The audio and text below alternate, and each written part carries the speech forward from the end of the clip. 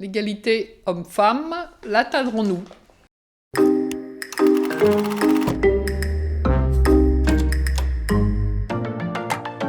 La Journée internationale des droits de la femme voit le jour en 1909 aux États-Unis. Elle permettra en 1911 la revendication du droit de vote des femmes, du droit au travail et à la fin de la discrimination dans celui-ci par l'organisation l'Internationale socialiste de la femme.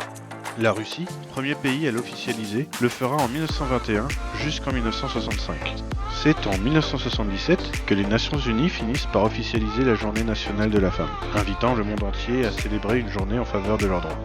Elle fait partie aujourd'hui des 87 journées internationales reconnues par l'ONU. C'est moi qui fais la cuisine, c'est moi qui lave mon linge, c'est moi qui repasse mon linge. L'égalité homme-femme, moi je le fais un petit peu, je fais la vaisselle, mais il n'y a pas longtemps. Depuis que je suis à la retraite, on va dire comme ça. On a beaucoup évolué sur l'équité homme-femme, mais qu'il y a encore du travail à faire. Ça pourrait être amélioré dans certaines professions. La femme sera moins payée que l'homme, il y a des choses comme ça qui se font. Et malheureusement, c'est la politique qui dicte la vie de tous les jours et je pense qu'on n'a pas assez de femmes représentatives. Nous sommes qu'aux prémices de l'histoire, que ça a déjà bien évolué depuis quelques temps, depuis quelques années.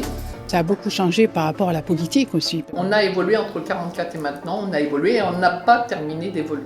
Je le reconnais que c'est pas encore ça. Je pense qu'on est en bonne voie. Déjà, la prise de conscience des personnes dans l'entreprise. On voit maintenant des métiers, des corporations de métiers accepter la femme. Moi, je vois, j'étais AMP depuis 17 ans et je viens de me reconvertir et de passer mes permis poids lourds. Donc, comme quoi, effectivement... La preuve en est, c'est qu'il y a des formations de métiers d'hommes pour des femmes. Et donc, du coup, on voit bien quand même qu'on a avancé là-dessus. Les femmes peuvent faire des métiers que juste des hommes faisaient avant et heureusement que l'égalité a évolué là-dessus. Heureusement. La femme a toute sa place avec les mêmes compétences que l'homme.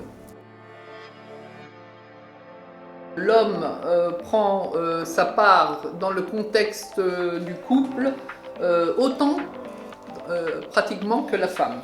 Les jeunes vont travailler un petit peu plus là-dessus. Il y a plus d'égalité avec les jeunes que notre génération à nous. Maintenant, les jeunes, ils aident. Je trouve quand même que les femmes sont quand même vachement vues dénudées. On aimerait voir autre chose que le côté physique de la femme. Ça les met pas tellement en valeur intellectuellement. Qu'on lui permette de s'exprimer plus que de la représenter physiquement. C'est quelque chose qui me ronge tous les jours, de ne pas voir des femmes ou des jeunes filles bien habillées.